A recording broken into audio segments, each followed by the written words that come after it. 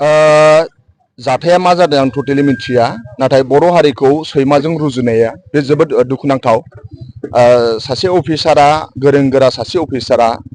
बर' हारि बादि थागिबि हारिखौ आरो सैमाजों रुजुनाया बेखौ रावबो एक्सेप्ट खालामजाया। बे जोबोद बिपिएफनिफ्राय जोङो दुखु फोरमायदों। दा नाथाय बाथ्राया बेसो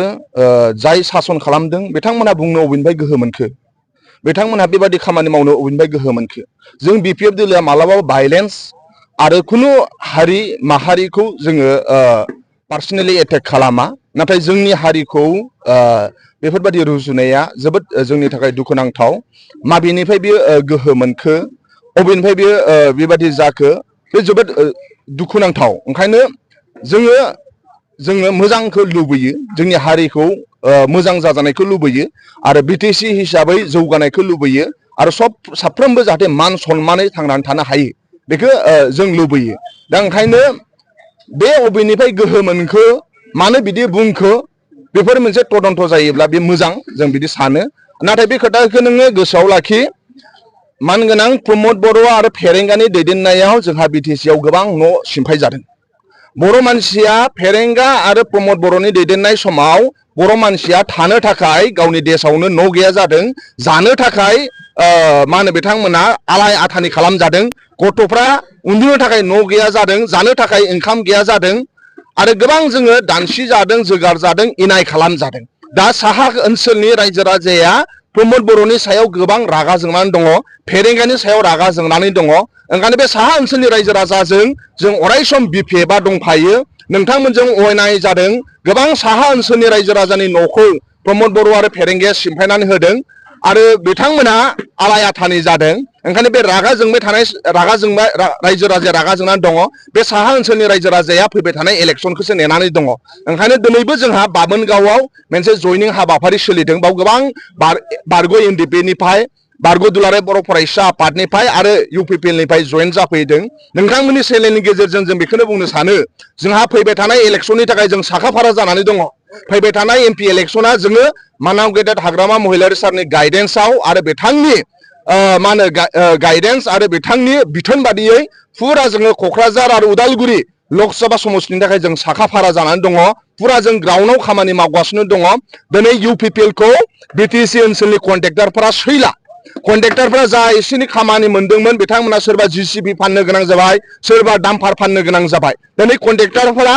प्रमद बर'खौ रागा जोङो। ओंखायनो दिनै बे बिटिसि इलेक्सना फैबाय थानाय कन्ट्रेक्टरफ्रा टटेलि प्रमद बर'नि एगेन्स्टआव बिथांमोना खामानि मावगोन। दिनै लाइमोनफोरा प्रमद बर'खौ गाज्रि मोनो। बे 3 बोसोर 3 बोसोराव लाइमोनफोरनि थाखाय जेबो खामानि मावाखै बे इउपिपिएल सरकारा। दिनै बिटिसिनि आबादारिफ्रा, जाय खेतियक आबादारिफ्रा प्रमद बर'खौ रागा जोङो। 3 बोसोर जाबाय इरिगेसननि खामानि बिथांमोना जेबो खामानि मावाखै। फैबाय थानाय इलेक्सनाव बिटिसिनि आबादारिफोरा टटेलि प्रमद बर'नि एगेन्स्टआव खामानि मावगोन। जोंनि बिटिसि ओनसोलनि फोरोंगुरु बिथांमोना प्रमद बर'खौ रागा जोंनानै दङ। बिटिसि ओनसोलनि हारि माहारिया प्रमद बर'खौ रागा जोंनानै दङ। ओंखायनो जोंहा बिपिएफआ फुरा गामि गामि ओनसोलाव मानाव गेदेर हाग्रामा महिलारि सारनि सानस्रि आरो सान्थौ आरो बिथाङा सबखौबो बे ओनसोलखौ डेभेलप खालामनो लुबैयो आरो सान्ति प्रतिष्ठा खालामनो नागिरो। बेनि थाखाय जों खामानि मावगासिनो दङ। जे इउपिपिएलआ बे एमपि इलेक्सननि उनाव 80% दुरबल जागोन। एमपि इलेक्सननि उनाव 80% इउपिपिएलआ दुरबल जागोन आरो बिटिसिनि थाखाय बिथांमोनाव 20%ल' थागोन। आरो बिटिसि इलेक्सननि उनाव 2022 मायथाइयाव 2026 इयाराव जोंहा एमएलए इलेक्सन दं स्टेटआव। 2026 मायथाइयाव बेयाव जोंहा इउपिपिएलआ एमएलए केन्डिडेट होनो थाखाय केन्डिडेट मोननाय नङा। आं नोंथांमोननि चेनेलनि गेजेरजों बुंदों जे एमपि इलेक्सननि उनाव 80% दुरबल जागोन इउपिपिएलआ। एमपि इलेक्सन जेनखांनायनि उनाव क'क्राझार आरो उदालगुरि बिसा केन्डिडेटआ क'क्राझाराव बिपिएफ देरहाखांनायनि उनाव 80% इउपिपिएलआ दुरबल जागोन। 24नि उनाव 25आव बिथांमोना ओरैबायदि दुरबल जागोन। 25आव बिथांमोना बिटिसिखौ जेनगोन, जों बिपिएफआ बिटिसि इलेक्सनाव देरहागोन। 26आव एमएलए इलेक्सन दं, 26नि थाखाय इउपिपिएलआ केन्डिडेट नागिरनानै मोननाय नङा। बेबायदि थासारि जालांगासिनो दं। मानो थाखाय होनबा बे सरकारा 30% खामानि लानानैसो खामानि होगासिनो इउपिपिएलआ। दा नाथाय इउपिपिएल सरकार led by the Pramod Bodo' of the 30% four दि 30% जानानै दं। जाय 30% कमिसन होयो जाय 30% होयो बिसोरसो UPPL नि खाथियाव थांनो हायो जाय मानसिया 30% होयो होयो बिसोरसो UPPL नि खाथियाव थांनो हायो आरो जाय 30% होयो बिसोरखौसो UPPL आ लायो ओंखायनो बे 30% करापसन फ्रि मोनसे जोंनो BTC नांगौ जायनाखि BTC डेभलपमेन्ट जायनाखि 6 सिडुलनि गेजेराव 10टा 6 सिडुल दं नर्थ इस्टआव बिनि गेजेराव 1 नाम्बार दंमोन जोंहा डेभलपमेन्टआव जोंहा बहुत डेभलपमेन्ट सोलिदोंमोन नाथाय बे UPPL सरकार फैनानै डेभलपमेन्टआ टटेलि स्टप जानानै दं टटेलि करापसन जानानै दं ओंखायनो BTC एगेन्स्ट करापसन जोङो प्रमद बर'नि एगेन्स्ट करापसननि एगेन्स्टआव BTC नि लाइमोनफोरा दिनै फैनानै मानाव गेदेर हाग्रामा महिलारि सारजों आखाइ हमबैदों आरो फैबाय थानाय समाव जोङो BTC खौ फ्रि करापसन फ्रि मोनसे खालामनो नांगौ आरो बे 30% खौ जेरैखि जाया जों फेजेननो नांगौ बेनि थाखाय BTC नि लाइमोनफ्रा सेंग्रा सिख्लाफ्रा खामानि मावगासिनो दङ बे रायमनायावहाय जोंनि क'क्राझार डिस्ट्रिक्ट बनसुनि मानगोनां दैदेनगिरि बिथांमोननि दैदेननायाव दिनै बे रायमना आन्चलिक कमिटिनि आन्डाराव नैबे जोंना रायमना जमदुवार आन्चलिक कमिटिनि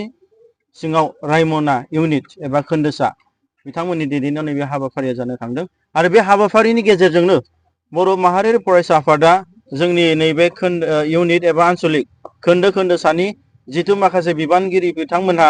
दिनै सोरबा फरायनानै सोरबा साख्रि मोनबाय सोरबा गोजानाव फरायहैबाय बिथांमोननि जायगायाव गोदान 17 जनसो लाइमोनफोर बे बिथांमोना दिनै जगदान जादों आरो बिनि गेजेरजों जोङो माखासे समाज फोसाबनायनि जिथु हाबाफारि बेखौबो जों लादों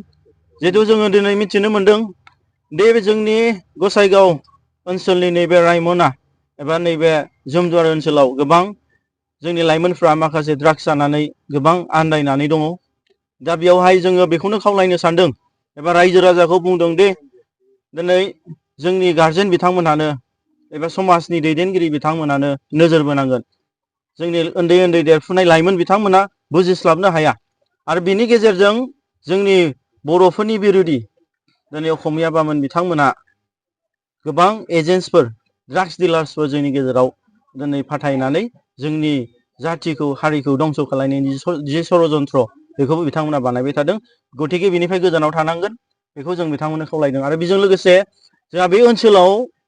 गोबां जोंनि जाखांफुनाय उन्दै उन्दै लाइमोनफोर स्पेसियेलि जोंनि आइजोफोर बिथांमोना दिनै आनला सानला गोबां जायगायाव थांनानै गोबां आन्दायनाय गोबां माने प्रब्लेम जानाय गोबां जेंनाजों भुगिनांदों गतिके बे बिथांमोना इजिलि जोंनि बर' आइजोफ्रा बर' हिन्जावफ्रा बे गुबुन जाथिनि माखासे मोजां मोजां राव बुंनायाव जिहेथु मोनसे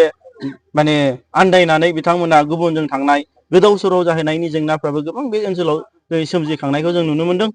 आरो बेजों लोगोसे जों खावलायदों जे जोंनि मानगोनां हाबा जाखानाय आइजोफोरखौबो जे नोंथांमोना जि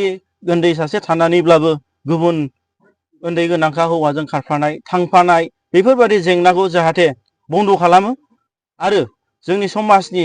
दैदेनगिरि रायजो राजा नोंथांमोनाबो जिहेतु बेफोरखौ नोजोर होनानै माबा मोनसे फोजोबनाय एबा कनक्लुजन माने मोनसे लामायाव लाबोयो बेखौ जों गुरैयै खावलायहरनाय थायो जोबोद दुखुनांथाव जोङो जेब्ला बे जाथाया जादों जोंनि मानगोनां चिरां डिस्ट्रिक्टनि बनसुनि दैदेनगिरि बिथांमोनखौ जों थिनहरदों आरो बिथांमोना अन द स्पट थांनानै माखासे इनभेस्टिगेसन खालामनानै जि माखासे केसनि जि मोनसे कर्टआवहाय प्रसिडियर्स दङ बिथांमोना बानायदों आरो बिनि गेजेराव जोङो मिथिनो मोनदों दे मानगोनां रेन्जार बिथाङा गुबुन हारि आरो बिथांमोना जिथु रेसिस्ट बेथ' जाथिनि एगेन्स्टआव खोथा बुंदों बेखौ जोंनि बर' रायजो राजा बिथांमोना हजम खालामनानै थानो हायाखै दा बिनि थाखायनो काउन्टार एटाक खालामनाय जादों दा गतिके जों बेखौसो बुंनो थांदों दे जोंनि बिटिसिआ मोनसे फिसा काउन्सिल जे ट्राइबेलफोरनि जौगानाय ट्राइबेलफोरनि राव हारिमु ट्राइबेलफोरनि हा हुनि मोनथाय ट्राइबेलफोरनि मोनसे थांनानै थानायनि अधिकारखौ भारत सरकारा जोंनो होदों गतिके जोंहा मोनसे फिसा काउन्सिल दं जाय काउन्सिल बिटिसि काउन्सिलखौ जाय सालायनाय सरकार मानगोनां बिटिसिनि CM प्रमद बर' बिथांखौसो जों बुंनो सानदों जिहेतु बैफोर बादे माखासे रेसिस्ट जाय जिनिस जा भारतनि संबिधानाव जायगा गैया दा बैफोर बादे जोंनि बर'फोरखौ नासयनाय गादबनाय नेवसिनाय बैफोरखौ बिथांमोना नोजोर होनांगोन जिहेतु जोंनि बिटिसि सरकारा गोख्रों भाबै बिथांखौ दायनि साजा खालामनांगौ आरो जाय बिथांमोना दिनै बर' माने रायजो राजा बिथांमोनहा सरखारनिफ्राय साजा मोनबाय बिथांखौ गाग्लोबनायाव बिथांखौ बरनफिननांगौ आरो बेफोरबायदि जाथाया जाहाथे जोंनि गेजेराव जाफिना मानो होनब्ला जों मिथिदों दि बिटिसि सुक्ति खालामनायनि गेजेरजों जोंहा शान्ति सुक्ति फैबाय दा बेफोरबादि जोंनि बर'खौ नंखाय भाबै बेफोरबादि थाथा खालामनाय बेफोरबादि नासयनाय गादबनाया जाफिनोब्ला जों बेखौ मालाबाबो शान्ति जोङो होननानै जों लानाय नङा बेफोर जाथाया जोबोद दुखुनांथाव भेरि आनफर्चुनेट दा जों मिथिगौ दि भारत सरकार आरो आसाम सरकारा 2003 बिएलटि गेदेमा बिथांमोनजों सुक्ति खालामनानै जों मोनसे 6 शेड्युल जों मोनसे माने काउन्सिल जों मोनदों बे काउन्सिलाव ओरैबादि मोनसे मेनसन खालामनाय दं बे काउन्सिलाव जोंनि बर'फोरनि राव हारिमु थुनलाइ गासिबो धोरोम आसार खान्थिखौ बर'फोरनि थामोनथाखौ राजनितिक अधिकारखौ जों मोनगोन गतिके 2003नि गेजेराव बर'फ्रा मोनसे सुक्ति जोंनि गेजेरजों मोनफादों दि बर' रावा दिनै 8 शेड्युल बर' रावा राष्ट्रीय भाषा जादों बिनि गेजेराव दिनै आसामाव दिनै असमिया भाषा आरो बर' भाषाया मोननै 8 शेड्युल दिनै राष्ट्रीय भाषा गतिके जोंनि बिटिसिआव रोखायै लिरनाय दङ दि बर' रावा दिनै बिनि फार्स्ट लेंगुवेज बिनि गिबिसिन लेंगुवेज दा दिनै आं बेखौसो बुंनो सानदों दे बिटिसि गभर्नमेन्टनि मानगोनां सिएम प्रमद बर' बिथांखौ दे नोंथाङा दिनै बेफोरनि सायाव नोजोर होनांगोन आरो जाय तामुलपुर जाय स्कुलाव बे बेनारखौ लिरदों गेटआव बे स्कुलाबो बिथांनिनो जायगायाव जोनोम जायगायाव गतिके जोंहा दिनै 6 शेड्युल बिटिसि मोननानै जोंहा मोनसे पावार दङ निजे खुंथायनि जे जोंहा दिनै जोंनि बिमा बर' रावा बिटिसिआव फार्स्ट लेंगुवेज दा गतिके सोरबा बेक्तिया दिनै अना बर' बिथांमोना सोरबा गोब्रामोब्ला सोरबा दिनै दावराव खालायोब्ला बेखौ दि बेयाव लिरनांगौ बे नङा बे जाबाय कनस्टिटिउसनेल राइट्स भारतनि संबिधाननि जोंहा मोनथाय दंखायो गतिके जोंनि बिटिसि सरकारखौसो दिनै बनसुआ बुंनो थांगोन जे नोंथांमोना दिनै बेफोरखौ नायनानै थानायनि नङा गोहोआनो जोंनाव दंखायो बर'फोरनियाव गतिके बेखौ इमप्लिमेन्ट खालायनांगौसो दा सोरबा आफादफ्रा दि बेखौ बुंलायनांगौ सोरबा आफादफ्रा दि बेखौ दरना होनांगौनि गैया सरकारानो जोंनि बर'फोरनि गतिके नोंथांमोना जोंनि बिटिसि सरकारा दिनै बेखौ थाबनो माने सलिउसन खालामनांगौ एबा रिएक्सन खालामनांगौ बे जोंनिफ्राय हांख्रायनाय थाबाय बिथांमोननिसिम